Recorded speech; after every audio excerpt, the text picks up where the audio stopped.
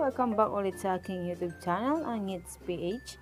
Ngayon guys is, paano nga ba natin gagawang live wallpaper yung mga video natin sa TikTok? So, yung mga mahilig dyan mag-TikTok, paano nga ba natin gagawing live wallpaper sa ating mga cellphone yun? Kagaya nito guys, yung sa akin, ayan, yan yung kakagawa lang namin ni miSis na video. So, ayan, paano nga ba natin yan magagawa guys? Gagawin natin siyang live wallpaper. Ganito lang guys. Teka, papalitan ko muna yung, yung wallpaper ko para maano nyo ng, one by one. Para masundan nyo. So, maghahanap ako. Asan na ba yung, maghahanap muna ako ng pang wallpaper ko. So, tatry ko lang to para one by one natin siyang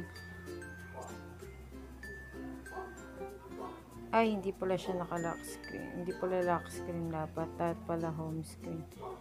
So, ayan. Papalitan muna natin. So, ayan nga guys. Ang gagawin lang natin guys, ang kailangan lang natin is ito, yung TikTok at saka yung TikTok wallpaper picture.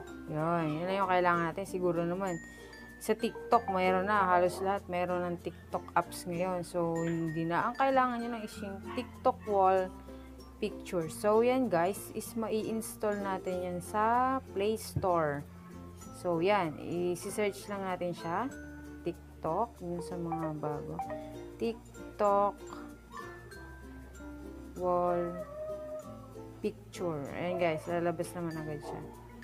I-install natin siya. So, ayan nga guys, yung sa akin is na-install ko na siya. So, gagawin nyo lang guys, i-install nyo lang yan.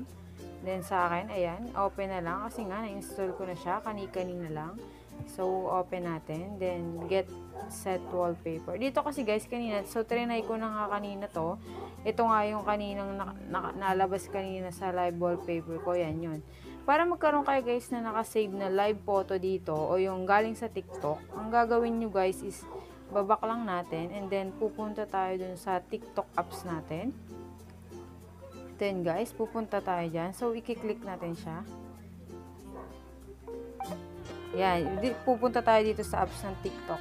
So, syempre, pupunta kayo sa Me. And then dito, mamimili kayo kung ano yung mga video nyo na na-upload. So, ayan nga yung kanina. Ito yung kaninang na-save ko na. Ito, and then ito. So, tatry natin ang isa. Tatry natin to. Kung mamimili lang kayo dito, tatry natin to. Kasi hindi ko pa siya nasi-save doon. Then, so, ang gagawin nyo guys, para ma-save nyo siya dun sa TikTok wall picture, ang gagawin nyo is pupunta kayo dito sa tatlong dots na yan. Yan. Pupuntahan nyo yan. And then, dito, makikita nyo, punta kayo dito sa baba, yung baba na yan. Scroll nyo siya papunta dito sa kaliwa para makita nyo to, yung live photo. So, ayan nga, ang gagawin lang natin is i-click natin siya, live photo. And then, magda-download siya guys. Ayan, kung makikita nyo, downloading siya. Then, after yan guys, masisave siya dun sa sa live sa TikTok wall picture natin. So, dito, kung gusto nyo siya na yung live wallpaper nyo, kiklik nyo lang to guys. Ito, kiklik nyo lang yan. Para ma-preview natin. Then, yan, tatry natin siyang i-click, live wallpaper. Then, ito yan, click natin tong apply. So, apply natin. Titingnan natin, So, ayan na nga guys, ayan na yung wall ko. Ayan na yung magiging live wallpaper ko. So, ganyan lang guys. Ganyan lang kadali. Yan. Then, kung gusto niyo naman palitan, punta ulit kayo dito sa TikTok wall picture. Then, go set wallpaper. So, ayan na nga. Na-save na dito yung kaninang ito yun. Yan na yung na-save natin. Mamimili lang kayo guys kung alin dyan sa tatlo. So, ako, kiklik na lang. Try natin. Then, yan, kiklik natin to, set as live photo, then, tatry natin i-click. So, ayan, live photo saved successfully. Then, tingnan natin. So, ayan guys, napalitan na yung live wallpaper ko. Ganyan lamang. Yan, yung bago namin gawa lang. Kakagawa lang namin.